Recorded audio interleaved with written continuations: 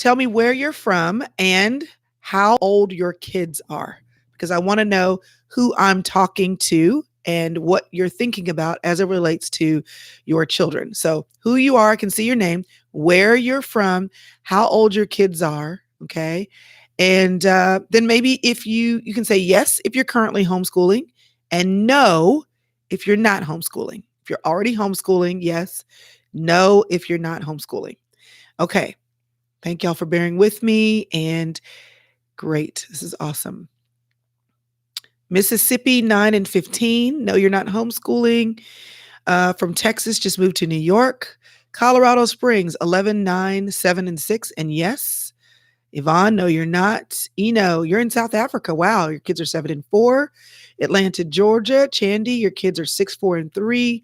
Latora, Dallas, 8, 9, and 7 months. Not homeschooling. Okay. Got a lot of you that are not, and a few of you who are. So I'm going to just keep talking and get started. I'm going to tell you, first of all, why I'm even doing this live. I'm doing it because so many people ask me to talk about it. And the reality is I'm not the homeschool person. There are people who do it way better than I do. They're way organized than I am. They have beautiful printables that they make, and their schedules are pristine. And y'all, we just making it over here every year. We're just doing the best we can. And I try to learn from the people that are really smart at what they do. Okay, I see you, Jonay. Ooh, you've got, let's see, 5 kids. See that? Mary, you're from Henderson, North Carolina. All right. You just love listening to me, Myra. Thanks for listening in. Real Kingdom Housewife. Come on with the title, Real Kingdom Housewife. Hi, Deetra. Kwani. Okay. So I want you to know that what I'm here to share is not the expert view of how to homeschool. What I'm here to do today is to tell you why we do it, how we do it, what we use, and what resources that I might I might suggest to you if you're at the beginning of your journey. But if you're like me and you homeschool, it's probably because you're always desperate to see what people are doing, how they're doing it, and what they use, even when you're doing it. And I'm still like that. I still ask other friends of mine who homeschool, okay, so what are you using for this? And so how did you get your kids through this? And okay, I tried this math, it didn't work. So it's a constant education of the parent or the mom or the dad when you're educating your kids, because the point of educating your kids, one of them anyway, is to educate your children in a way that works for them. And then you start going off the rails, realizing that there's tons of curriculum, tons of way to do things, and you want to cater as much as you can to your kids. And so while you may start out having a plan, then the plan changes because you change, your kids change, life seasons change. And the education of the parent in a homeschool scenario is just as important as the education of the kids. So let me start out by telling you, I think enough of you are on and you've told me a little bit about who you are so that I can know who I'm talking to. Thanks for joining me. Let me just tell you, first of all, a little bit about our family. And if you have questions, what I would do is hold them until I tell you, okay, start sharing your questions, because there's so many of you chatting and I'm glad you are. But when I'm ready for questions, it'll be easier if I don't have to go through all of the messages, but just the ones where we started asking questions. Feel free, if I mention anything and it resonates with you, to share it, whether it's a link or it's a comment or it's a quote or it's something, because if you heard it and got the link, somebody else may not have. So if you type that in the comments, and that'd be great. One day I'll get all fancy and I'll have lower thirds in my lives and, I'll be able to screen share, but I ain't figured all that out today. So we're just going to do what I know and what I can do so I can get you the information that you need. We have 5 children. My husband and I have been married now for 18 years. We have 2 girls and 3 boys. When we got married, we gave each other the gift of a girl on our wedding day. So the girls represent the start of our blended family. And then after we got married, we added 3 boys. I have not homeschooled all of my children all of the time. When I was first married, obviously, I was a single parent before and I was working. And my children, my daughter, the oldest daughter, went to our church's private school. Then she went to a private school near where I worked. That was also a Christian school. So that is the extent of schooling for my children. Now, I went to a Christian school until I was in the 8th grade. I went to high school at a public school. So I have that personal experience. My children, however, do not. My oldest child was in the 6th grade. She had been struggling academically. I thought it was her at first because I was busy, and I thought, if the teachers were doing their job, she'd be fine. So I thought, I'll just move her to another school where I can fix her. So when she was in the sixth grade, and at that time I'd stopped working. My husband had a crazy job, and we thought, because I had a crazy job too, one of us should be able to look our kids in the face. And so that person was me. I came home and did homework with her. I stopped thinking it was the teacher's job. I thought, well, it's my job because now I have a little bit more time. And I realized in working with her that there were just some fundamental issues and gaps. And it wasn't because she wasn't in a great school. She had a different learning style. Now, I'm a learner by nature. So I made it my responsibility to try to learn how I could teach my girl. So I got some books and I talked to teachers and I would go to Barnes and Nobles. And I realized that my child was a right brain child, very artistic, has always been that way. And school is normally designed, it depends on your school and depends on your teachers, but traditional classrooms are designed for left brain learners. They learn in bits and pieces and they put the bits and pieces together. Right brain learners see things in a whole. A right brain learner is the person who can go into a room and it's a mess. And then they can say, oh, I see what this can be. I'm almost sure that Joanna Gaines is a right brain learner.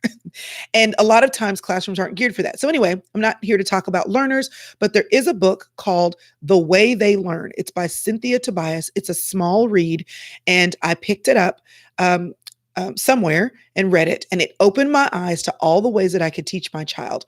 And then I started doing homework, and I've got some books on the shelf over here, right brain learners in a left brain world, all kinds of things. And I started educating myself to help my child get her education. And then I realized halfway through her sixth grade year, this is a lot of work. I was going to the teachers at her Christian school. They were willing to do things with her. For example, on her spelling test, I would know that she had studied the test. I knew she'd studied it. We'd gone over it. I knew she knew the material. Then she'd flunk the test. So one of the things that I'd heard is a lot of times for certain learners, getting the information they have out of their head, through all their channels, out of their hand with a pen, they are going to maybe mix things up, or they're not going to be able to do that, or maybe their brains work faster than their. I said, would you do me a favor and do this test? Would you see if after she doesn't do well on a test, would you see after the test, if you give her the test verbally, can she do it? And she made 100. Not only could she spell the words verbally, she could spell them backwards. She could tell you every other letter because right brain learner, whole brain learner, she saw the words in her head. So she would look up and spell the word. Well, school doesn't work like that. You can't tell all the kids to get their individual learning and to test in whatever way they need it. And I thought, I don't want her to get this bad rap that she's not a kid who's going to do well in school. So you know what? It's taking us more time to educate her, help her in her education in the evenings. If I did this during the day, at least she would have the room to be a kid. The plan was to take her out of school for a year or two. I took her out midway in her sixth grade year, and my plan was to fix her and put her back. And I always say that she fixed me. We enjoyed being together, and it wasn't easy all the time, but it gave me a window into my child, and it also gave my child the bandwidth to do the things she was good at. Now she had time to take photography classes, and she had time to learn to sew, and she had time to be artistic. And it's no doubt that that child is now a photographer who gutted her home and did a Joanna Gaines in the middle of her home, who can sew, who can decorate, who can style people. Like her, she makes her living, excuse me, she makes her living being creative. I'm so grateful that I was able to give her the opportunity to learn that. I do think she would have eventually learned it, but I think it would have taken a lot longer. So while many people like me in their 20s were trying to figure out what they wanted to do, my oldest daughter launched into her 20s knowing what she was good at, knowing what her calling was, and knowing what she wanted to do with her life. And I think that can happen for some people, but I do credit homeschooling as being an educational opportunity that gave us the bandwidth to allow her to explore her life. Now, that said, that's how we got started. We weren't supposed to continue. And when my daughter, that halfway point through her sixth grade year, when I brought her home, I was pregnant. My husband said, this is probably not a good idea. I was like, sure, it'll be fine. So in May, we had our first boy. Now at this point, our second daughter was not living with us full time. So I had my oldest daughter and my oldest son. And of course, he's a baby. And then 2 years after that, we added another boy. And then a few years after that, we added another boy. When it came time for my oldest son to go to school, I thought, it's kindergarten. I can't mess him up. And because we had been home together, neither I nor my daughter wanted to let him go. He was a part of our everyday. And so, about the ninth grade, I told her, if you're going to go to school, you got to go now because I don't want to try to weave you into anybody's high school program. She went and visited a couple of schools and said, now just stay home. So, we had made the decision to let her finish high school at home. And then my oldest son, who came along, we didn't want to send him to school. And my husband was like, yeah, okay. And if it doesn't go right, we can always send him to school. He's not going to miss anything in kindergarten. About the time it was time for him to go to first grade, my second son, who had been born, he had a very traumatic birth. And as a result of that, there are lots of things. One, he has a physical situation with an arm. He has Erb's palsy, a brachial plexus injury. So we have been doing lots of therapy for that. And then I realized he wasn't talking. He did not talk in full sentences until he was 5 years old. But he had been going since the age of 3 into speech therapy at our local school district. So that's a whole other story about how to help your children who need special needs. And even if you homeschool, the school district still should be able to provide services to you. So we did that. For 3 and 4, he went to PPCD, that is preschool for children with disabilities. It's a special ed classroom. Y'all, my son rode the short bus and everything, but he loved it. And it was great. And the teachers were wonderful. And then came kindergarten. We were going to keep him in the program. But his therapist said to me, one of his therapists, if they're going to put him in a classroom with kids that don't talk, he needs to be with kids who talk. He doesn't need to learn nonverbal is okay. He needs to learn verbal, and he has the capacity to learn that. And when we went and visited the classroom out of 12 kids, there was only one other kid who had verbal communication. And my therapist said, he's going to get more talking being at home with y'all than going to school. So I kept my oldest son home. And my youngest son, of course, was a baby to sandwich my middle son with talkers. And now he's the one that talks the most. So we were not going to do that forever. We were just going to do it for a little while. He kept getting therapy. I would take all the kids in the car. We'd go down to the local school while he got therapy, and I'd read to the other kids. I mean, this was this whole thing of not planning to homeschool. I'm telling you all of this for this one reason. I consider myself to be an accidental homeschooler. I never intended to do it. I fell into it, didn't intend to do it for long, and certainly didn't intend to now have 3 boys who have never been to school, who are currently the ones in my home. So I've been homeschooling for 18 years, but by accident. Our second daughter did come to live with us for a while in high school. When she came, she went to the high school local to us, and then she said, will you homeschool me? You've homeschooled everybody else, and I feel like I'm missing out on what y'all are doing all day. So she then came, and for her junior and senior year, I homeschooled her. Now, that is our story and the why, okay? And it doesn't matter how you fall into homeschooling. Some of you don't have good districts. Some of you have always wanted to. Some of you just thought it would be cool for your kids to take a year off for school, and then here you go, 3 years later, you're still doing it. So now, how do we homeschool? I'm going to get into some nuts and bolts of that. And just so you know, I plan to be on here for about an hour, and hopefully I'll ram through a lot of stuff and then have at least 20 minutes at the end, if not more, to answer your question. So if I'm talking fast, it's because there's so much to say. And how do you sum up 18 years of homeschooling in, an hour? So just know that I know I'm doing a drive-by. I'm trying not to talk too fast. And if you have questions, just ask me. Okay.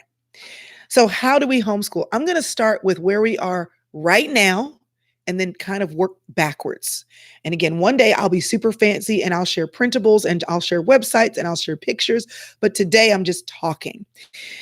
All right. Let me call one of the boys. Hey, boys, Joel, bring me your clipboard.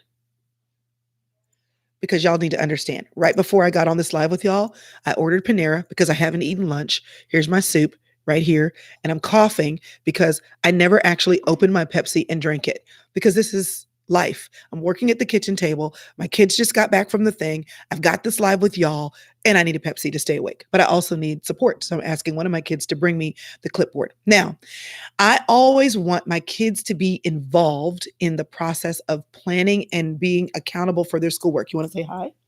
Say hi. Sup, Pete? Okay, out.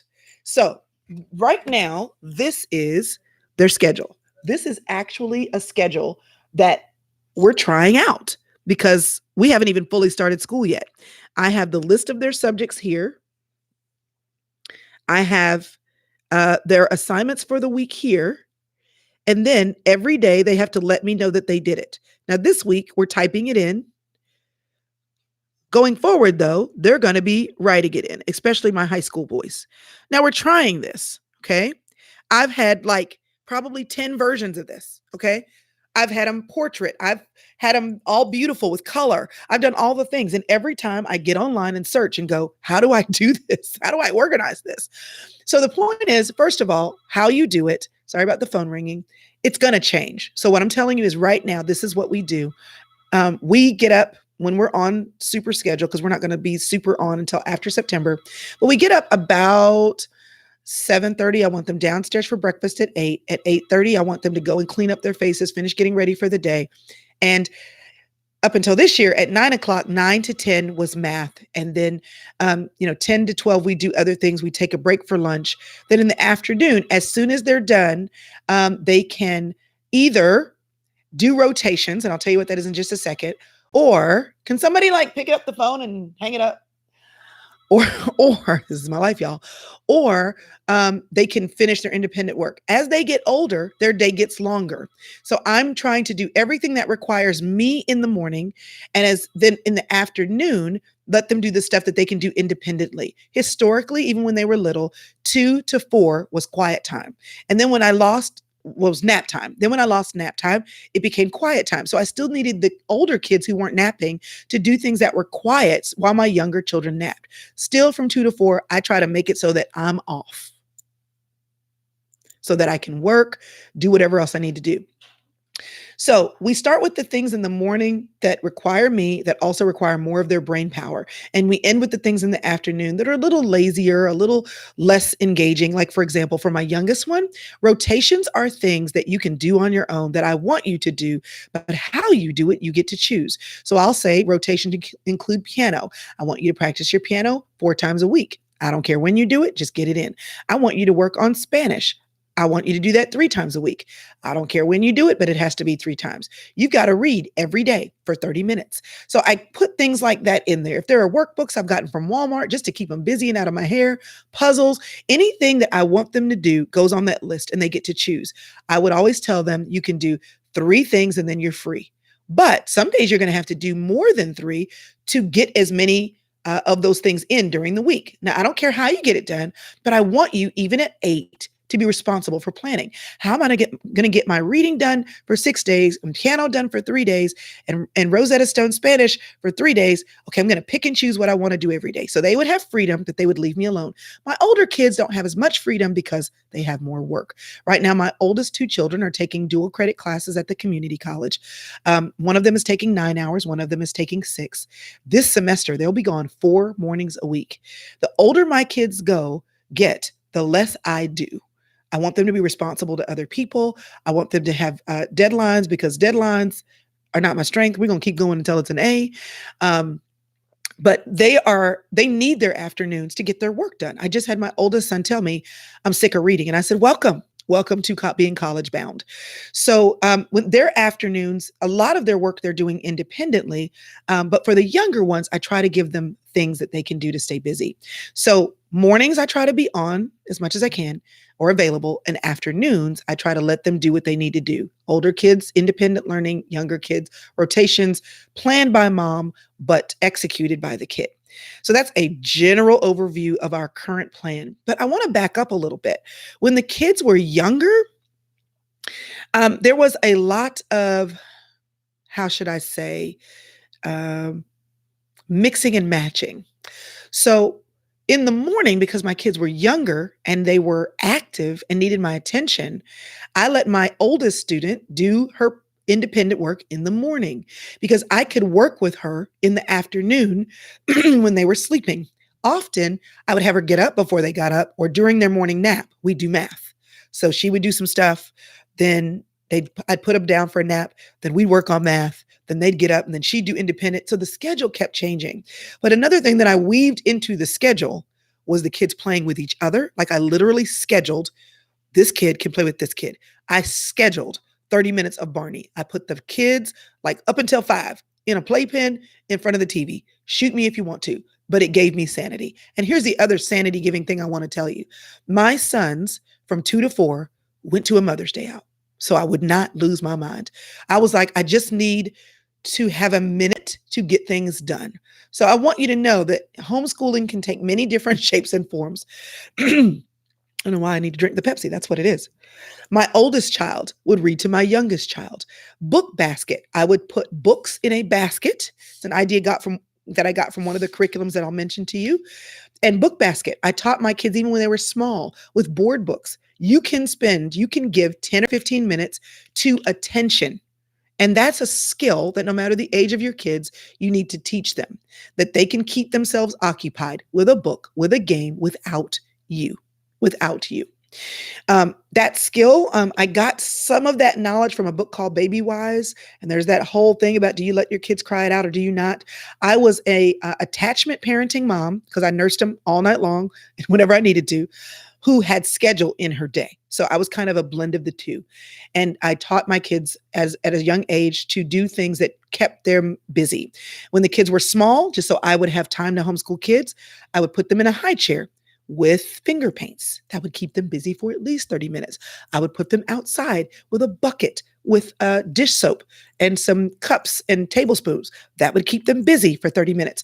I spent a lot of time when my kids were younger figuring out how to keep them busy so that I could do all the other things. I also wore my babies so that when I had to do handwriting with a 5-year-old, I had a 3-month-old that was attached to me. So I had 2 hands free. The name of the game when you have smaller children is figuring out what your bigger kids need and what your smaller children are going to do while you're doing the bigger kids. So there are whole books written about that. I still didn't drink my Pepsi. Hold on. Sorry. There's a book called Manager of Their Homes. You may want to throw the book at the wall with a lot of things they do in terms of family and structure, but there is a priceless schedule in the back of that book. They have multiple families share their schedules. And I would just look and go, oh yeah, I can do that with my kid. While the oldest kid does that. Oh yes, I can do this. It was amazing. So if you get online and just Google homeschool schedules, you will get so many ideas for what you can do throughout the day.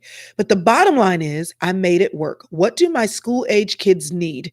And what can my younger kids do while I'm meeting my school age kids' needs? What can my school age kids do without me? And then what do they need to do with me? And a lot of this is decided by what you decide to use. So let me talk a minute about the options. We use, in terms of structure, my kids have always gone to a co-op. I've never wanted to teach science. And we have the ability to have multiple co-ops in the area. Remember, I started with a 7th grader. I didn't want to dissect anything. I didn't want to mess up my kitchen with the experiments. And I didn't love science. So I was like, I don't want them to not love science because I don't love science. So I found a teacher who loves science. And the funny thing is, the lady who started teaching my oldest daughter is still teaching my boys. She's a nurse with 7 kids who has always homeschooled. Don't ask me how she does that, but she's always taught science. She loves it. So why would I teach my kids when she loves it? And I'm blessing her by paying her to teach my kids. Another thing I didn't want to teach was art. I'm not an artist. I'm not a right brain person in a lot of regards. So I've always farmed those 2 things out. If you don't have a co-op, who in your life has those skills who wouldn't mind doing it? Even if they don't know how to teach, you can buy a curriculum and say, hey, can you just go through this with my kid? I'll swap you. I'll babysit your kids while you teach my kids art. Being homeschooling, being a homeschool mom is a lot about creativity. How can you make it work? We've always used a co-op. When my kids have gotten older, we've always used dual credit. I've been known to put one of my children, take them to the bus station, put them on the bus as a teenager, have them transfer downtown on a train to take a train to another part of town to get on another bus to go to a class. Because I wanted her to take that class and I didn't have the bandwidth to teach it with 3 young children. And that's where it was. So yeah, it is what it is. And let me just say a thing about help. So right now in my kitchen, there's a girl named Mackenzie who comes here every day to make sure that because I work now and because I travel, that we can still homeschool. But from the very beginning, my husband, when he would travel, y'all, I was like, I just need a break. And so I found a little high school kid, and then it was a college kid, paid them. They were just happy to make a few a few chumps of change and said, can you just fold the laundry? I didn't have any teenage girls. And sometimes I had girls come over who I didn't pay. It's just their mothers were like, you know what? I want her to learn what it is to serve another mom. And they would come over. Can you just play with my babies? So for just a second, I could talk to a girlfriend on the phone and fix dinner. Don't be ashamed or afraid to ask for, look for, and if you have the resources, pay for help. I would not be able to homeschool my kids right now if they were not currently in an all-day co-op every Wednesday, if they were not currently in a wonderful woman's writing class on Monday, if my boys weren't in dual credit, and if Mackenzie wasn't here during the week. Before Mackenzie, there was a Teresa, and before Teresa, there was Miss Julie. For Miss Julie, there was, I've always had somebody helping me. And as I've increased in my working and wanted to continue homeschooling, some of my work check goes to what would be private school, except it happens to be in my home. So I want to give you full disclosure for all of you who go, how do you do it? I do it with help. And it has morphed into different ways over the years. And initially, it was my husband. I need you to babysit them because I'm going to take my oldest child out to Red Robin so we can discuss this doggone scarlet letter over a milkshake. So it's okay to know that you got to have help or that you can have help and not feel like you're not doing it right. There is no doing it right. You do it the way that you can. Now, I know what you really want to know. I know you really want to know what we use. Okay. I know that's what you really want to know. All right. Now, I've been homeschooling a long time. Remember, I'm telling you that? So I'm going to give you a list of things and know that right now it's a little bit of a hodgepodge of a lot of things because now I know what works well for what kid and what works well for me. There were seasons where I had time to do the teacher intensive program and I loved it. And I had time to cut out all the things and to go to the library and borrow all the books. And that's not my story right now. So my story right now is I need to be able to open and go. And I'm using curriculum that allows me to do that. And because I've homeschooled so long, I can say, ooh, but that book from that curriculum was really good. So we're going to read that still, much to my older son's chagrin. They're like, this is what our program says. And I'm like, yes, but you are going to read that book because this is a good book. I started out homeschooling in the 6th grade with a program called Sunlight. Sunlight is wonderful. And it's wonderful because the books are wonderful. I picked it because my daughter liked to read and I like to read. And I thought, what better way to learn about history and the Bible than to read books that are both educational, nonfiction, and fiction? Who knew that you could learn history reading from wonderful historical fiction books? Stories that the kids actually wanted to read. They have reading books for the kids and read alouds for parents and children. One of the favorite books that she still remembers to this day is called Mara, Daughter of the Nile. She would lay on the floor and I would read out loud to her while I nursed a baby in one hand. And we were supposed to finish chapter 5. And she'd say, Mom, can you please read another chapter? And those moments are what I live for as a homeschool mom, seeing them enjoy learning and seeing the light go on. Just yesterday, I had one of my sons leaning over to another son because they're both studying for SAT stuff. And he was explaining to the younger son, how to do the problem. Oh, I live for stuff like that. So having the opportunity to have those moments, Sunlight gave us those because it gave us a shared experience. Every book we read together. And I was encouraged and I had the time then to read all the books she was reading. Now, y'all, I just use the teacher notes and skim it because I get the general idea because I don't have time. That said, Sunlight is a little bit more intensive than what we graduated to a little bit later. Sunlight, the core program, if you get a Sunlight catalog or go online, Sunlight is Sonlight. Sunlight has it's a core, and then you can add on the other subjects. Core curriculums include Bible, history, and English. So what you're studying that happened in history, you can compare that and line it up with what was happening in Bible history. And then when you're writing, why would you write about random things when you have perfectly good things in history and Bible to write about? So a core curriculum usually is Bible, history, and English. Then Sunlight makes recommendations for great math programs. They make recommendations for great spelling programs, make great recommendations for language art programs. So I got the Sunlight catalog, bought my core, and then from the options that they gave me, I chose them. Chose my math, chose my spelling, now, all that Sunlight was doing is looking at all the math curriculums that are out there and saying, these are the ones that we think are best. So that was a great starting point for me. When I was deciding to homeschool, another great starting point and how I actually got engaged with the Sunlight people was I went to a homeschool book fair. If you live near any major city, there are homeschool book fairs everywhere, all over the place. Go to one. It's going to be overwhelming, but you'll get to talk to people, meet people, and just see what's out there. At the end of the day, I picked Sunlight because it made sense to me. I was a reader, and they helped me make the other choices. I didn't have to look at all the choices. I just looked at the ones they gave me. After a while, we changed our core curriculum to My Father's World. Same idea, Bible, history, and English, but it was a lot simpler and it was spelled out. Sunlight basically is like going to it's like going to a buffet on a cruise. It's wonderful. It's really hard to eat it all, but you should pick and choose what you really like. And it can be overwhelming. And then we always finished it because we finish it in the summer because my kids have a summer. This role was the same, but that's how I got introduced to the book basket. It said, here's a list of things from the library. A mother of 6 who has a graduate degree in education. She wrote it, and she wrote it for a mom who has 6 kids who don't have time to read to 6 kids, 6 different things. So it's a lot more condensed, a lot simpler, and it's designed for you to do from your kindergarten through 8th grade, the same thing with everybody. So everybody can be on the same page. I started homeschooling with my sister. We put all of our kids together, and it was a lot easier for me to say, here's what we're doing, Priscilla, because it was spelled out and it was simple and outlined. Sunlight was a lot because it was spelled out, but then the book for Sunlight is this thick, and the book for My Father's World is this thick. Sunlight has all those books. So they had to give you the answers to all the questions and the summaries of all the books. And it's just a lot. I still use it though, because I fill in the blanks with My Father's World with the books from Sunlight. So our cores have been those 2 things. Now, sure, my kids have taken a history class at a co-op, or they've taken something else, somewhere else. But overall, even when I sent my daughter on the bus way out to North Dallas, it was because somebody was teaching Sunlight. I was like, I want her to read the books. You should see the book lists that I got from college. Hey, Mackenzie, that big old packet I gave you for Karis for her graduation thing, can you bring that?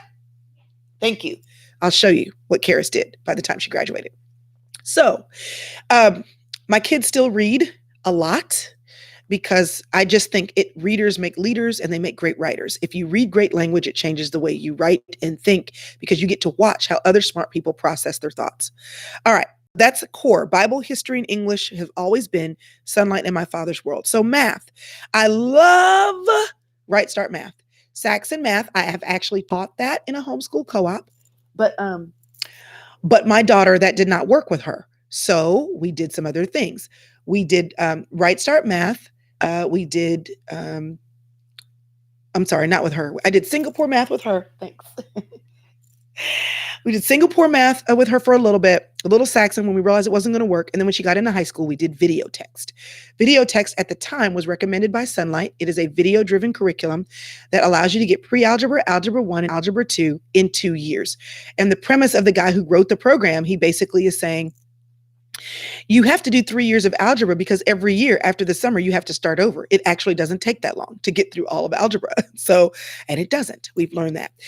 My kids have taken algebra and either gone on to CLEP out of algebra, or they've gone on to the dual credit program and then taken college algebra and whizzed it because it was easy, but they got the credit and they got the easy A.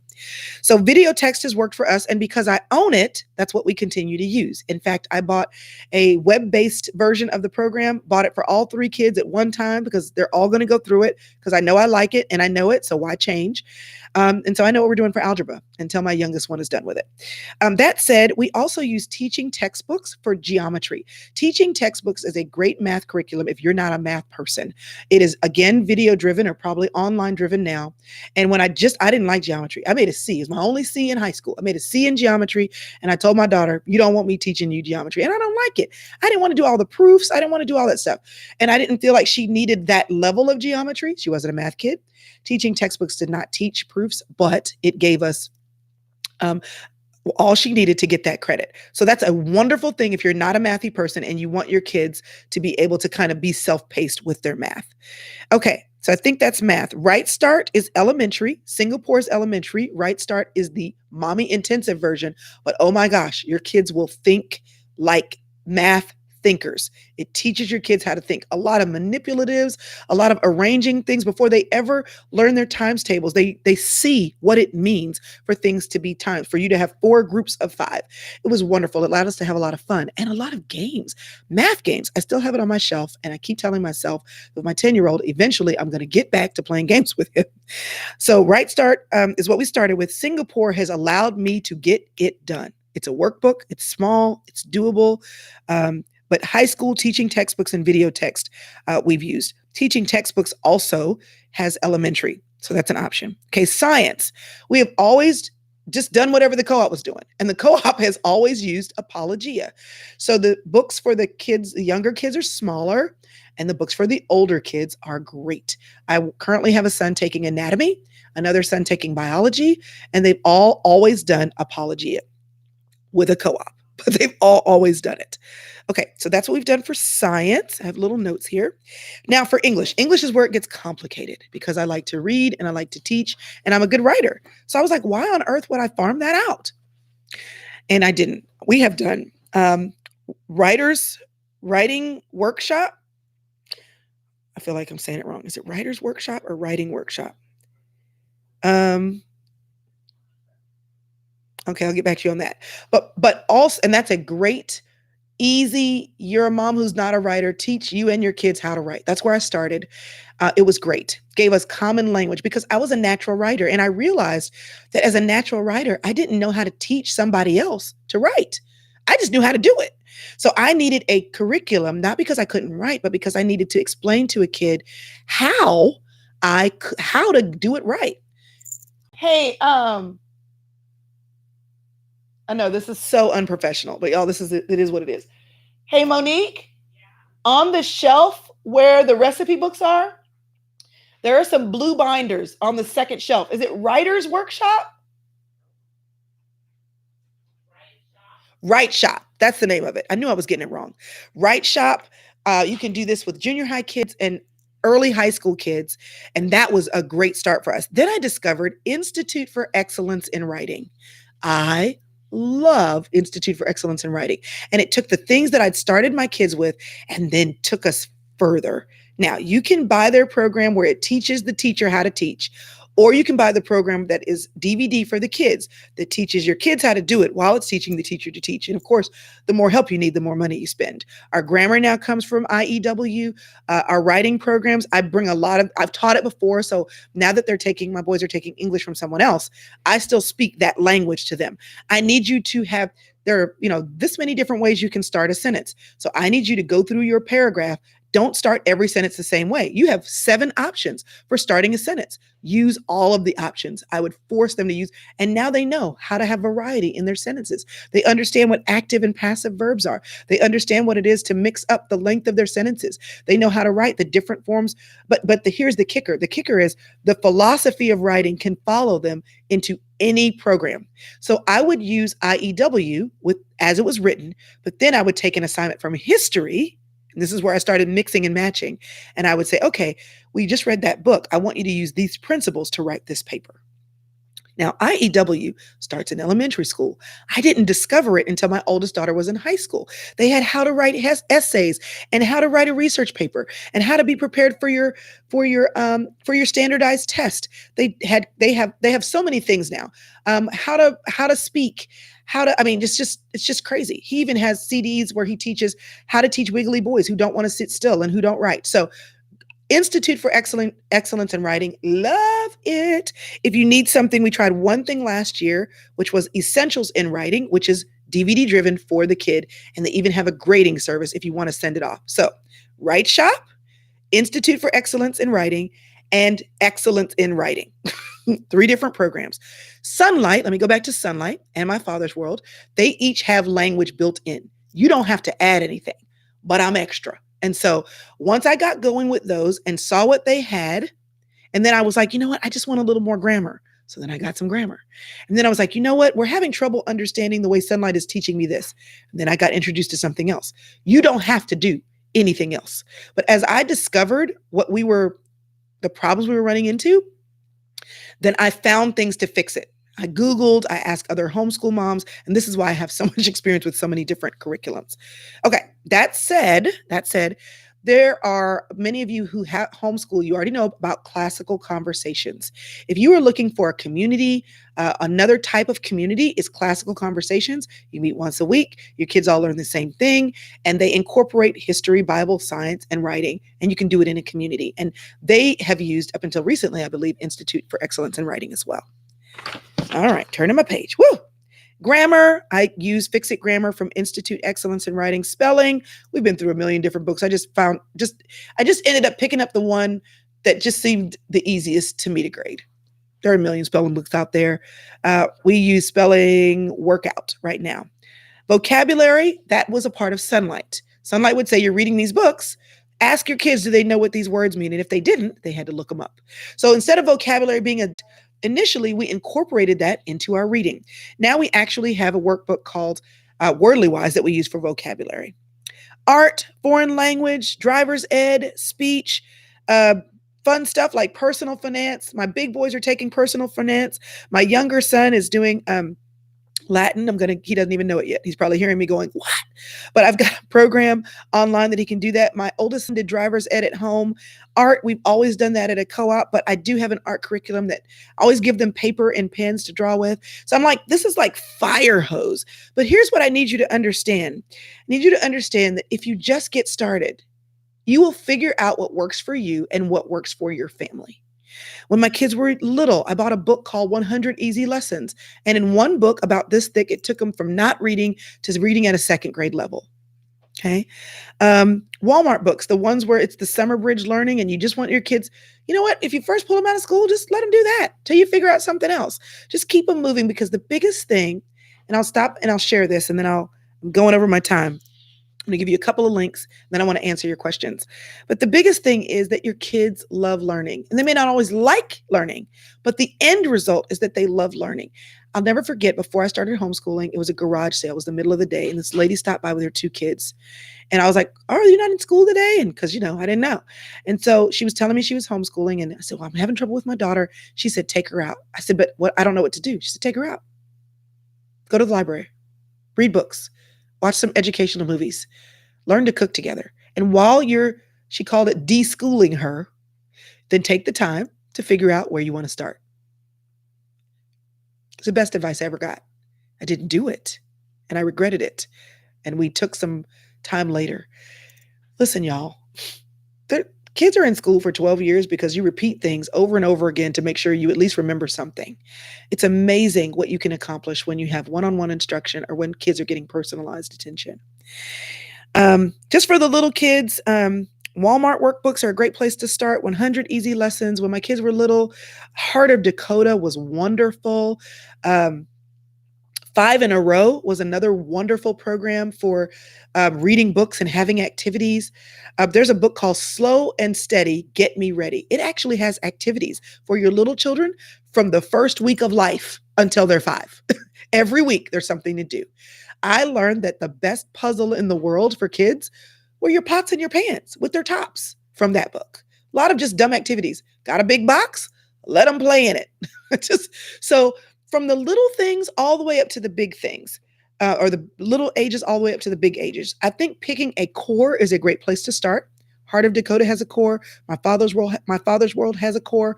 Sunlight has a core. And then you can just start there and figure out what kind of mom you are. There are tons and tons of curriculums out there. I haven't mentioned Mystery of History. I haven't mentioned Ambleside online. There were curriculums and I haven't checked them, so I didn't provide them, but I do have a post on my site that had a list of early curricular options for kids that were free. The problem is some things go out of date, and I want to refresh that before I share it, but I will make it a priority to do that so I can share that with you. If you're not on my email list, you want to be. CrystalEvansHurst.com, and right on that front page, just put your email in there. And then when I refresh the post and share it with my list, you'll get it. Or you can go to my website right now and search for Homeschool, and whatever comes up, just know I told you it may not be refreshed. That said, where do you get started? Okay. I want to give you a couple of links. One is HL Hold on. HSLDA, that's the Homeschool Legal Defense Association. On their front page, on the left towards the bottom, it says you can homeschool. Start there. You can also go to homeschool.com, getting dash started, just to get your wheels turning. But if you go to Sunlight, this is one of the reasons why I chose Sunlight. They had 27 reasons why you should and 27 reasons why you shouldn't. There's a lot of information on my Father's World site and Sunlight for beginning homeschoolers. And they both have communities that are willing to help you. The Sunlight forums and now the Sunlight Facebook group, they were my lifeline. They helped me figure out what to do with my kids and helped me to relax about not giving my kids enough. I worried that my daughter, Karis, would not have enough. Y'all, this is what I sent her to college with. This was in her application. I had her transcript in here, and for every class in high school, I had a course description with how I calculated her grade. In addition to that, I put samples of her writing in here. I also put samples of her artwork in here. And then towards the back, I said, here's the reading list. These are all the books she read during 2006 and 2007 school year. And the whole time I was homeschooling her, I was worried. So I'm telling you not to worry. One more resource for you high school parents, Lee Benz, the Home Scholar.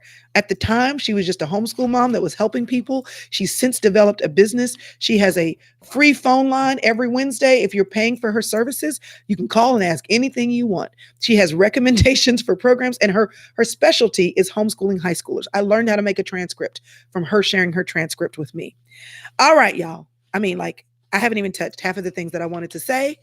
This is like a fire hose. I know it. You can now ask your questions, and I'll use the remainder of our time and maybe a little bit past 3 because I want to make sure I answer as many as I can to answer your questions. The main thing I could tell you, though, is relax. Love your children.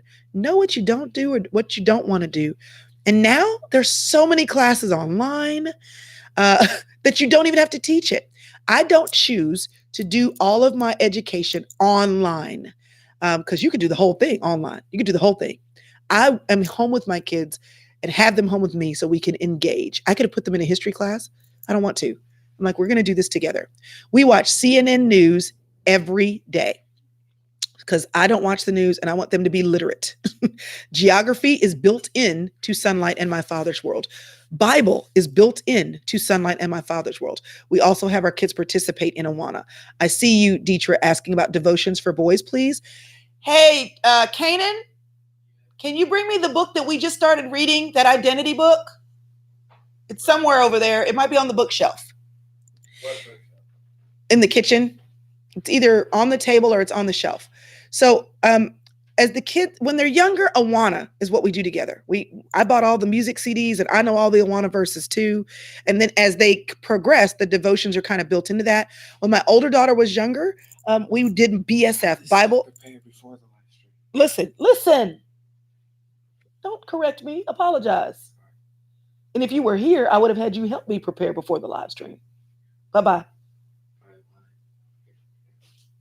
What do you need? Can you take a nap? No. Drink some water. Do some jumping jacks. If you need to go outside, do that. We ain't even got started good yet. This book we just picked up. It's a book that came out with Priscilla's new movie, Overcomers. And she sent me all the books. I have her book and I have the adult book, but this is a boy book. And we've been reading it together at the table. It's actually pretty good. And it's perfect for the 3 ages of my boys. So it's called Revealed, True Identity in Christ. And we're just going through it. It's really easy to read. My point is, I just pick whatever. Bible study fellowship was awesome. My older daughter went to that with me. And I still do it. But my boys' sports and things, I'm mad about the sports. Oh, yes. Can homeschool kids play sports? They sure can. We have it just depends on where you are and what you have access to. I'm trying to find my other piece of paper. But they play basketball. They play football. And we're not doing that. I've made all of my kids, including my boys, they'll do it, run a 5K. It's a part of their PE credit. Okay. There's a lot of information. I feel like I should have done this in pieces. Homeschooling for littles, homeschooling for bigs. But you got to start somewhere, right? Is it affordable?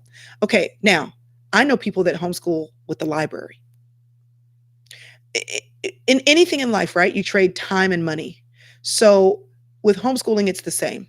If I don't have the time to go to the library, then I spend the money to have all the Sunlight books come to me in a box, right? At first, I did the library. We didn't have the extra money. Then I started buying the whole box so that they're all on shelves. When y'all see books all around my house, it's because for 18 years, I bought every book for every grade. Okay. And then, oh, y'all are asking questions fast. Okay. So, I lost that question. Oh, devotions. We were talking about devotions. Then we were talking about affordable. It just depends on how you want to do it. I would say right now, I'm probably paying the price for private school. So, and we've talked about that. I actually was not going to homeschool this year. And my husband said, it's what we do. I was like, what? You've never cared all these years. You've just trusted me to do whatever I want to do. And now you want me to keep them home? So it was either that. It was either because of where we live right now. It wasn't going to be public school. I'm not against public school. Where we lived 3 years ago, I totally would have sent them. But right now where we are, that was not an option. So it was either going to be private school or keep them home. And, I'm paying for a lot of classes right now to keep them home. Okay. Let's see here. Do you have a housekeeper? I sure do. I have 3 boys. No, but I do have somebody that comes every other week to clean my whole house because I want it clean all in one day. But my boys one time said to me, why do we have to do that? Because, she's going to come and help us clean. And I was like, no. She's here for me. She's here for me.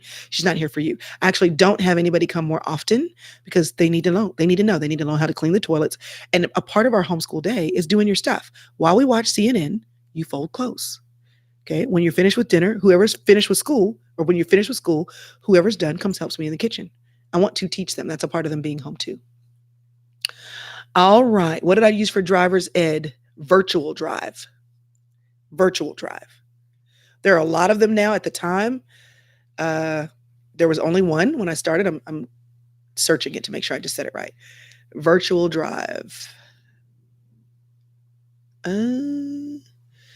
Virtual drive. If you just Google homeschool driver's ed, you'll find it. But I'm almost sure, unless they change their name. Yep. Virtual Drive of Texas. That's the one that I used. Okay. I don't even know how to get back to the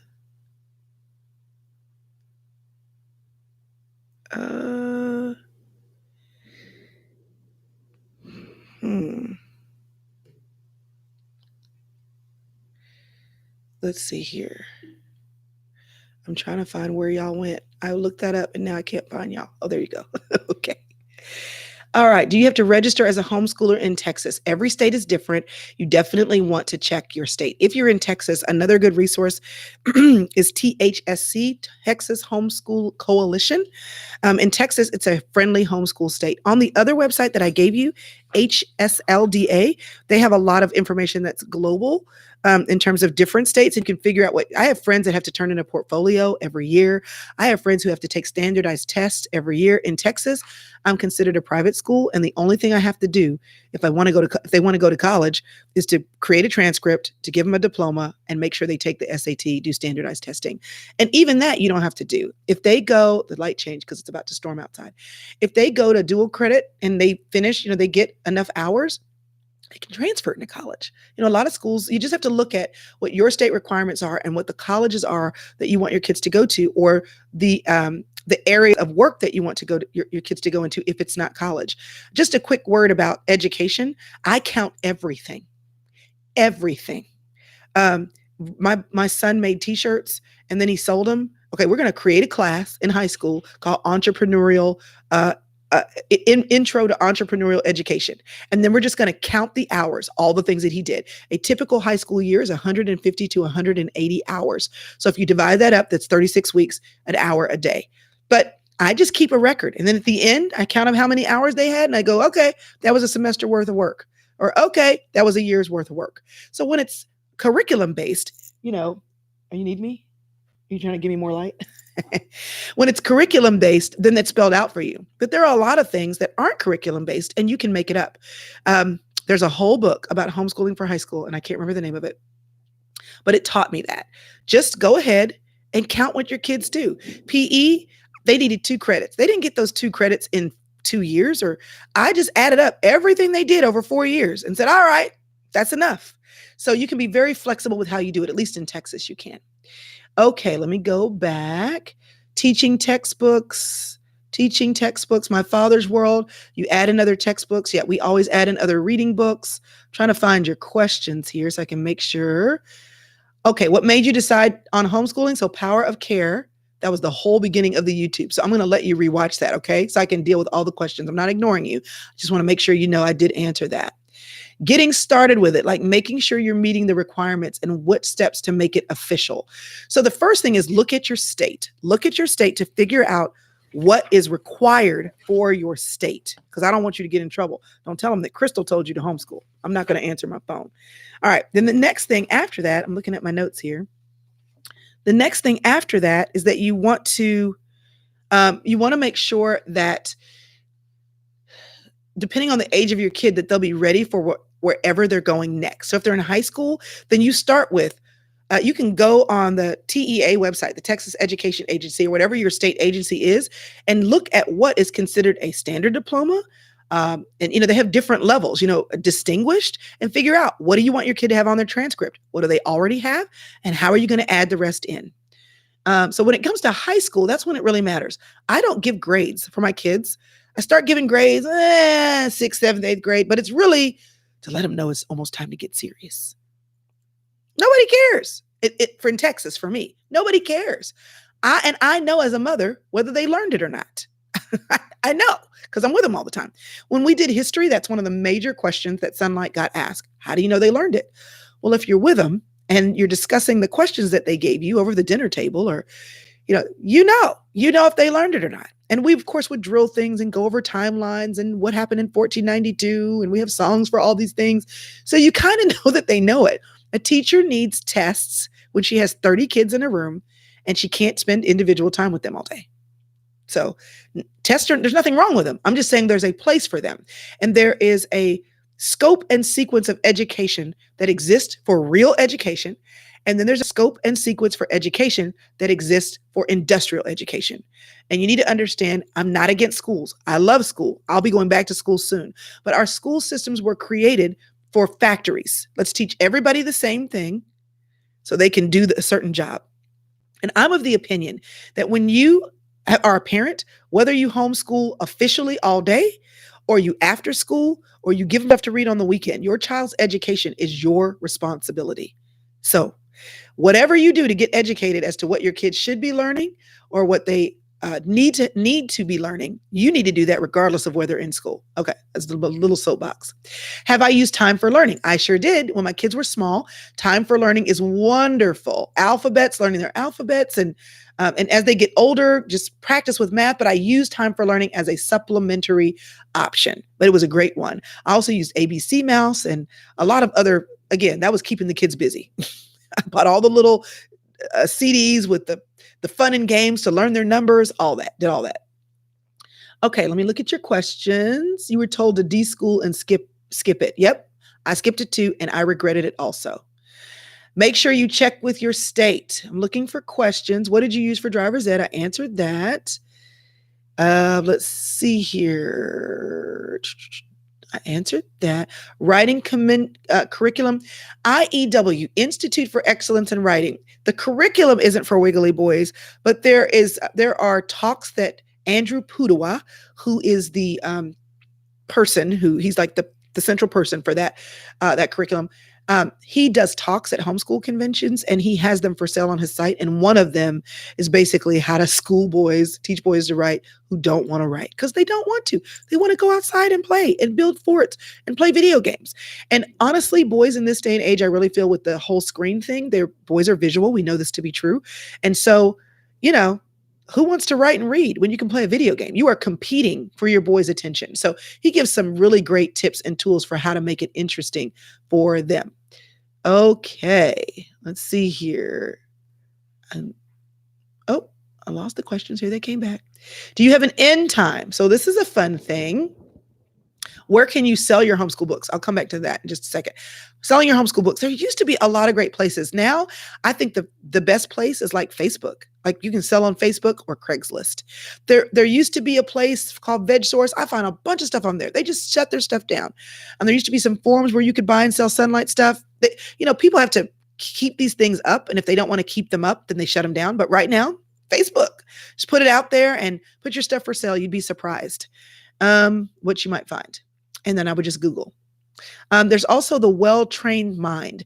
That is a site for classical education, and they have great forums that are still fully robust, and they have a for sale section in their forums. Okay. Do you have an endpoint? Kind of. So my oldest daughter was a young senior, and she was doing dual credit. So what I did is I stopped schooling her altogether her senior year and gave her an extra year. It's like, it's not going to hurt you. It's not going to hurt you to get some extra dual credit classes under your belt that still apply for your college education. And so I also start early. My oldest son took high school Latin in the 8th grade. So am I going to count it for high school? You bet I am. Schools do that, right? They start letting kids earn high school credit when they're in the 8th grade, and the other end works as well. So basically, I just make sure they have all the credits I want them to have, and then I launch them into the world. But my oldest daughter kind of had a gap year where she was at home still doing dual credit. I counted the high school related classes for high school, and then she went off to college. ACT or SAT? My brain just died because I won't give you all the name of this program. Hey, Mackenzie, what's the name of the SAT program we're using? College Prep Genius. So you can have your kids do SAT prep at home. Now, I'll tell you, they don't want to do it. And I still may send them and pay for them to go to a college prep class because I have to stay on them to do it. And it's the last thing they do. They say, but it's for you. I'm like, what? What? Are you telling me that what you're going to do for your science teacher, you're not going to give me the same respect? No. I mean, they'll do it because I make them, but they're not excited to do things for mom. So that's a great option, but I'm having to push them through it and it's killing me. Okay, let's see here. So I answered the end time question. Online Facebook groups can help with supportive resources. And Lee Benz is the person who helped me write the transcript. The Home Scholar. Lee, Lee, Benz, B-I-N-Z, the Home Scholar. What do I recommend for kids who like to play all day, teacher? Work in wiggle time. Dance in the morning. Give them playtime after lunch. You got to let them work their wiggles out. And my boys, we went through a season. I haven't done it recently. I probably need to do it again. Well, when they started getting sluggish, blah, blah, blah, I'm like, go outside and run. Drum up the stuff. Because, we fall asleep. I fall asleep in church. I fell asleep at work. I fell asleep in class. So it is what it is. But I do think that when they're younger, they do have a need to burn off steam. We always had a trampoline. I know some of y'all may not like that, but we did it and it was a sanity saver. But I also, again, made sure that my kids could play by themselves. Puzzles. I spent where people were buying toys for their kids. I didn't buy toys.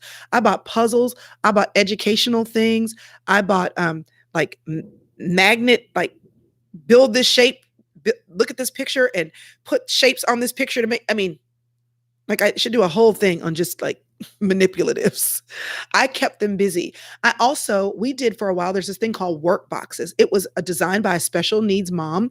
And basically she just had one of those plastic drawers that you can buy from a hobby store. And she had them numbered. And so the kid had to go through the numbers. And for kids who need to stay on task, it's helpful. But in the first box, she may put a workbook. The second box, she may put a puzzle. The third box, she may put a snack. The fourth box, she may put a piece of paper that said, go outside and play basketball. So she just let them be totally independent, but she planned that out in advance. And I tried that. It worked great when my kids were small. But then after a while, it was too much to plan. And I just let that go. Work boxes is great for small kids just because they get excited about seeing what's in their box that day. But that means every night you've got to come and load the boxes. Oops. What did I just do? I think I just got rid of y'all. Let me get back to you. Okay. I have too many tabs open on my computer. Priscilla and I homeschooled together when we lived next door to each other. Then she sent her kids to a university model school where the big kids go Monday, Wednesday, Friday. The little kids go Tuesday, Thursday. And on the days when they're home, they're homeschooled. Now she's even changed her situation since then. So we did it when we lived next door to each other. We did certain subjects together. We did Bible separately, math separately, independent work separately. We came together for the core. Where we did history and English together. Screen time. Well, it's always a work in progress. Right now, they're not doing screens during the week, but on the weekend. When they were little, other kids came home and had homework. My kids didn't have any homework. So they had screen time like, an hour a day because you earned it and you still have time to play outside. But right now we're in a season where we need to pull back. We need to pull back for a lot of reasons, but one of those just being they have other things they need to do. And, screen addiction is the thing. And I'm just like, you will not be. So in addition to all the other books you have to read for school, you still have to read for pleasure. It is what it is.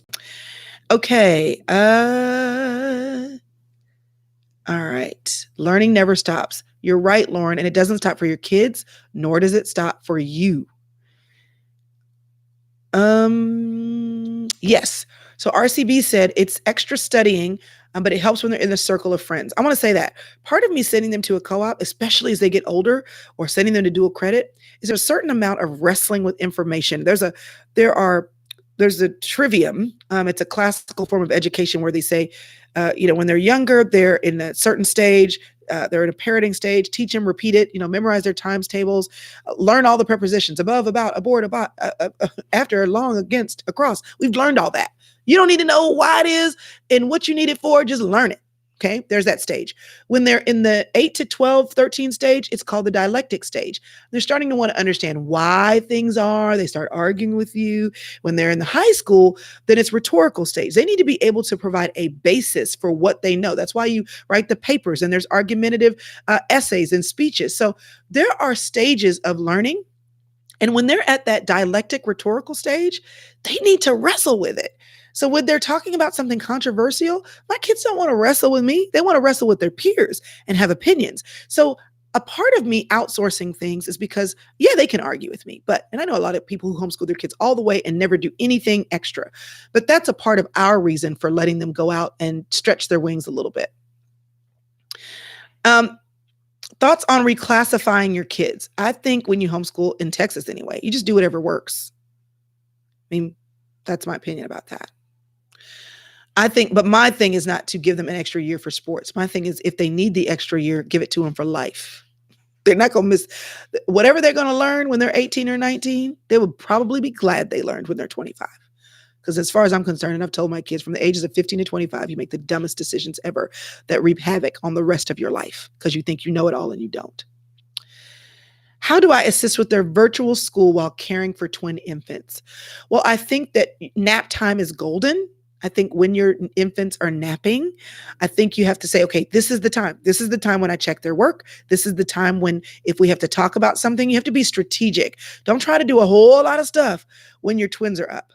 But I will say that I did a lot of things with my boys at the island, at the kitchen island, when I had a third one in a high chair with finger paint or blueberries, frozen blueberries or whatever. I had them both sitting right there with their worksheets. And I would put some blueberries on the high chair and then say, no, that H, you need to straighten that up or the slant is not correct. And then I'd put some more blueberries on the high chair and then I'd go around and look over them and say, okay, no, these are the ones that I need you to redo. While I'm cooking dinner, bring me your math. Okay, what's the problem? Tell me. Okay, hold on one second. There's a lot of multitasking, which is why I still have my lunch sitting here. Okay, so you look for those pockets, but for blocks of time, use nap time and teach your twins how to play by themselves. My goodness, they have each other. Okay, let's see here. Want to make sure I get as many as I can. For a special needs child, okay, it depends on the special need. My middle son's special need was verbal communication. He had a mixed expressive receptive disorder, and we did all the therapy, took him to see the specialist, and help for him was he needed to watch TV. Like that was literally a tip that we got. He's going to learn language by getting as much language as he can. So we let him watch the same shows over and over and over again. And he learned what language meant by watching the TV and how they use the language. Like sometimes if he would want milk, I'd say, do you want milk? Vroom, vroom, let's go. But he was communicating. And so our special needs help came from therapists who taught me what to do at home. She also said, you're going to want to teach phonics. He's a right brain kid. Don't teach him phonetically. He's going to struggle to put things together. Teach him whole language. And every educator, a lot of educators right now will say whole language is bad. But for that son, whole language was great. We took words on 3x5 cards and posted them all over the house. That's how he learned to read. Then we went back in phonics. And when I realized that I needed to teach him phonics, I went to the homeschool book fair and said, what programs would be not super babyish that will teach phonics to my older son? And we ended up buying a curriculum from some Mennonites. So all the examples were wagons and nails and cows and, but it worked.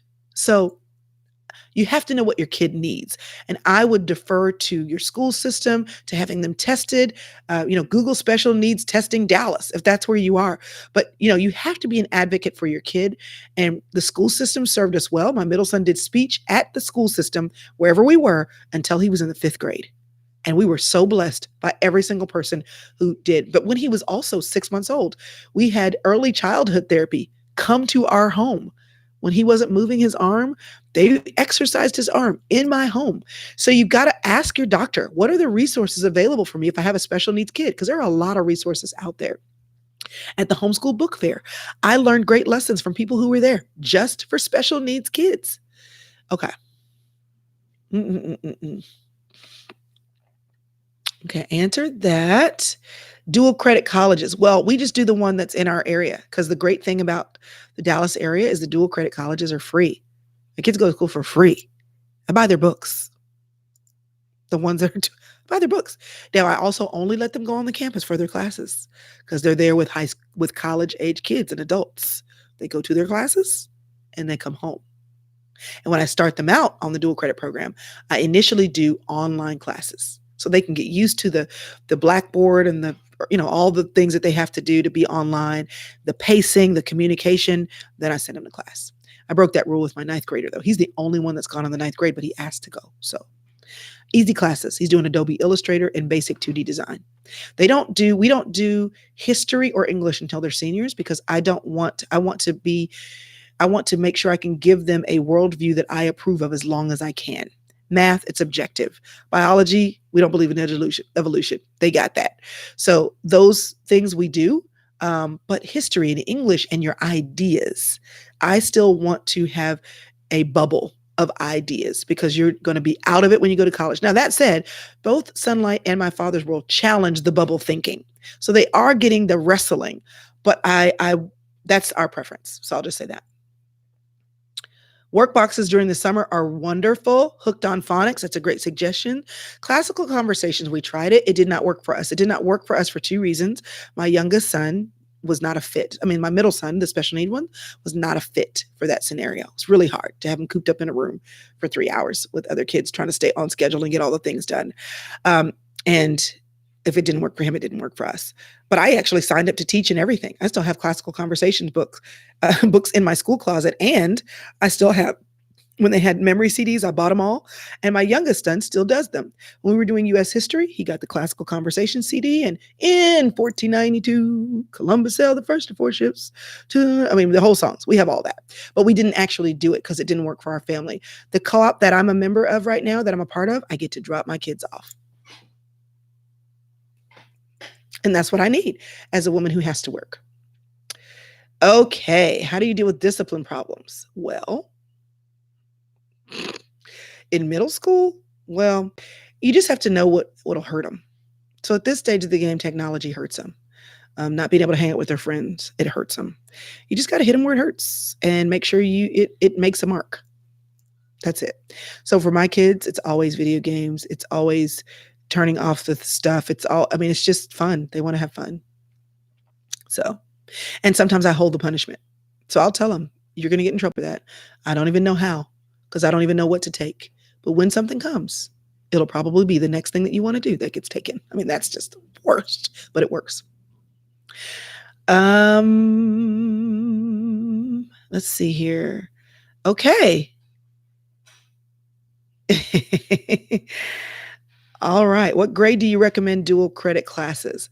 All right. I'll answer this one. And I think we're good. I think I've given y'all enough. And hopefully it's enough to get you going. My kids always started in the 10th grade, but my middle son asked, he said, can I go in 9th grade? And I said, actually, I think you can. And he wanted to go. So he's now started. He's taking those two graphic design classes. My oldest son is taking speech on campus, trig and plane on campus, and he's taking Japanese online. I told him I can't help you with Japanese. I encourage all my kids to take Spanish because I can help you with Spanish. We own Rosetta Stone. We can do it for free, for goodness sake. But he's really interested in Japanese. Well, he's 16. He wants to do it. I said, okay. Yes, some other questions. Your kids can take part in sporting activities. You want to get started curriculum, I highly recommend Sunlight or My Father's World. How do I juggle ministry and homeschool? I've told you that I have help. For parents who work full time, the lady who was the homeschool administrator at our dual credit college homeschooled her kids. They were older. She let them sleep in late. And then she told them, by the time I get home, this is what you have to have done. And then she checked their work and reviewed their things with them in the evening. It's possible. It's hard, but it is possible. There was a lady who opened up a marble slab ice cream shop up the street from us. In the back room, her kids were always there with laptops doing their schoolwork. And she wanted to homeschool them, and that was the way she could do it, was to have them doing all of their classes either virtually or DVD instructed. If you want to homeschool, you can figure out a way. You may have to work, you may have to look, you may have to dig, you may have to ask questions, join Facebook groups, Google on the internet is your friend. But if you want to do it, you absolutely, absolutely can. What all do you do to bring in? Oh, I write and I speak. I have a lot of jobs. I'm an author. I'm a speaker. I travel and speak. I write books. I put out a lot of content, and I also have a small role at my church. I have always been busy, but in this season of my life, due to just a lot of health issues in our home, I have to work, and that's what I do to make money. I have a lot of friends who do a lot of things. They do virtual assistant jobs from home. They watch other people's kids. When I wanted to have my kids go to the co-op and couldn't afford it, I taught a class. I taught Write Shop because I liked it. My daughter was supposed to be in it. And then she said, Mom, I really don't want to take writing from you. But I still taught it. And my check, I literally got my check and handed it over to the other teachers. So let's see. Last few questions. Will you send out an email with the resources you provided? You know what? I will. I will have an intern. We have interns. I'll have one of them listen and just list the things that I said. And then hopefully later I will organize it and make it a little bit better. My frustration during lessons. I've been known to disappear, tell my kids, we need a minute, we take a break. I've been known to send a kid upstairs who was having meltdowns. You need a nap. Go take a nap. And that's my youngest, and he hates taking a nap. But it gives us a break. I have to tell the kids all the time to leave each other alone. I mean, it is what it is, but you learn how to navigate it. What books do you recommend for 16-year-old boys, spiritual and non-spiritual? Hey, Trey, can you bring me the False Prince, the one that you really liked? I let him read The Hunger Games. He loved it. Okay, well, whoever has it, can you bring it real quick?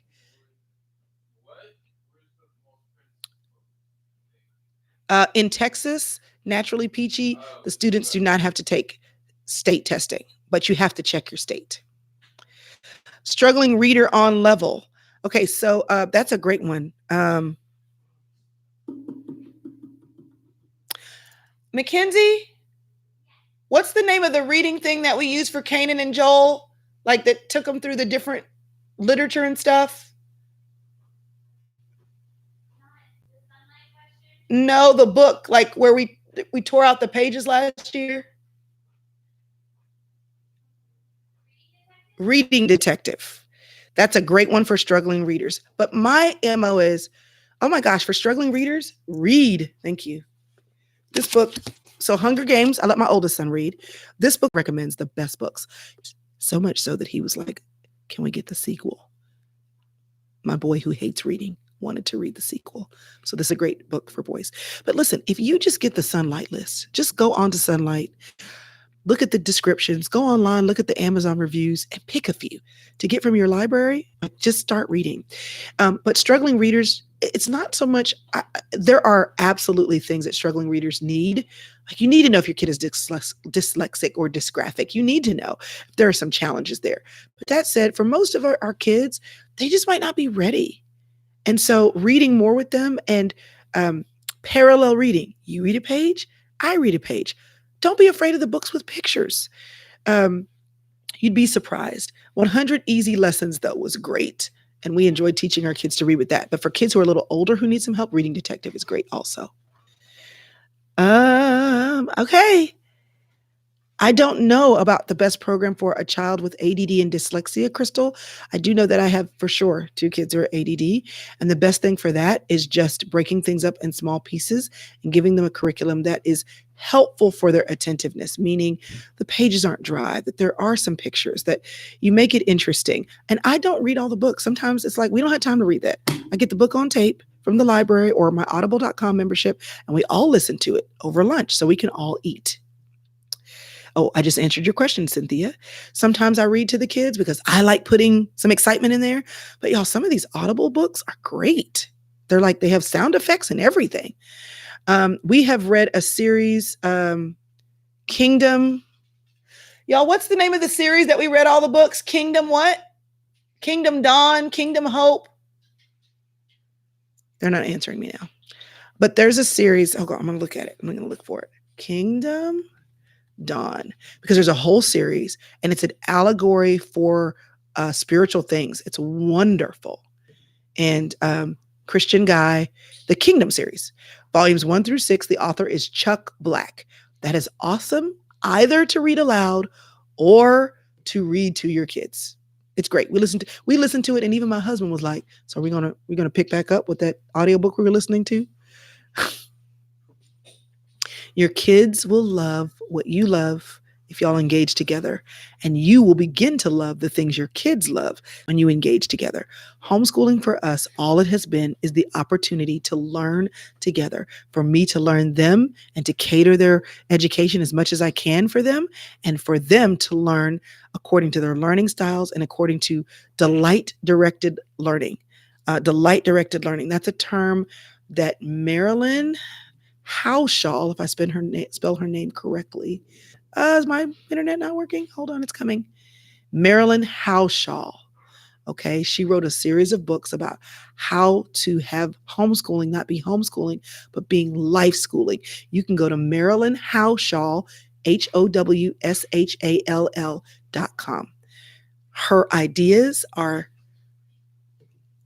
life-changing. It's like, yeah, homeschooling is hard and mothering is hard, but there should be joy. You should look for joy in your kids, and you should look for joy in you. Sometimes you just shut it down and you go see a movie. Sometimes you just shut it down and get on a train and go downtown and explore your city. I mean, like, they're learning. And if you're, as an adult, have learned to be a lifelong learner, so will your kids. Doesn't mean you have to know everything, but it means that as a mom or as a dad, that you have the ability to find what you don't need, or what you don't have that your kids need, and give it to your kids. You don't have to know everything. You don't have to have everything. You just have to be willing to be an advocate for the knowledge and growth of your child's mind and their character. And there's so many resources that I wish you should see my school closet. I have literally a whole deep closet with materials. And I probably told you about 1/20th of what's in there. But I hope it's enough to get you started. And I hope this has been helpful. Natural Miss Hazel said, I reached out to you on Instagram about homeschooling her ADHD son, and she's now using Alpha Omega. Alpha Omega. She's so thankful for homeschooling. Kingdom series by Chuck Black, TR. Be an advocate for your child's growth. Okay, y'all, 90 minutes. This is like a lot, but hopefully you've gotten something out of it. Feel free to send me your questions. I will save them for the next one, or maybe here and there. Maybe I'll just add a little something at the bottom of my emails for you homeschool moms, or for you moms who want to learn how you can be a greater part of your kids' educational journey, even if they're in public or private school, charter school. I love education. I love learning. I always have. And the ability to teach my kids or arrange the environment and the structure for their learning is my privilege. I don't even teach everything now, but I'm basically their counselor and their guide with how I structure. Somebody invited me to speak in Seattle, and guess what's in Seattle? Nintendo. I think I'm taking my kids to Nintendo because it's educational. And why not? Why not let them ask all the people that work at Nintendo, what was your degree in? How did you get this job? It's education. It's occupational learning, occupational career education, career and occupational education. Have enough hours of that? It's a credit, at least a half a semester. Listen, everything is learning. And once you begin to see the world that way, whether you homeschool or whether you don't, it will allow you to create experiences in books or out in the world that add to their lifelong exposure. Here's the goal. The goal is you want to develop the gift in your child. You want to give them the tools. They got to know math. They got to get the algebra. They got to learn how to study. They got to, yeah. But once you give them the tools, as a parent, whatever schooling opportunity you choose, how can you expose them and develop the gifts that you see so that by the time they go off to college, they have a greater awareness of who they are and what they want to do with this world. And there's a great opportunity in homeschooling to do that.